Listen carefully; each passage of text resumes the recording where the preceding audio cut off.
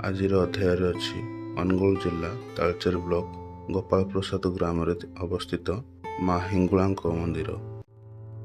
ଅନୁଗୁଳ ଜିଲ୍ଲାଠାରୁ 25 କିମି, ଭୁବନେଶ୍ୱର ଠାରୁ 138 କିମି ଦୂରତାରେ ଏହି ସ୍ଥାନ ଅବସ୍ଥିତ। ଏହି ସ୍ଥାନକୁ ବସ୍ କିମ୍ବା ନିଜସ୍ୱ ଯେକୌଣସି ଗାଡ଼ି ସହାୟତାରେ ପହଞ୍ଚି ପାରିବେ।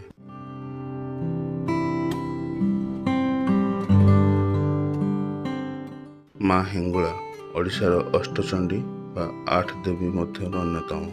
ହିଙ୍ଗୁଳା ମନ୍ଦିର, ଯାହାକୁ ହିଙ୍ଗୁଳା ପୀଠ ମଧ୍ୟ କୁହାଯାଏ।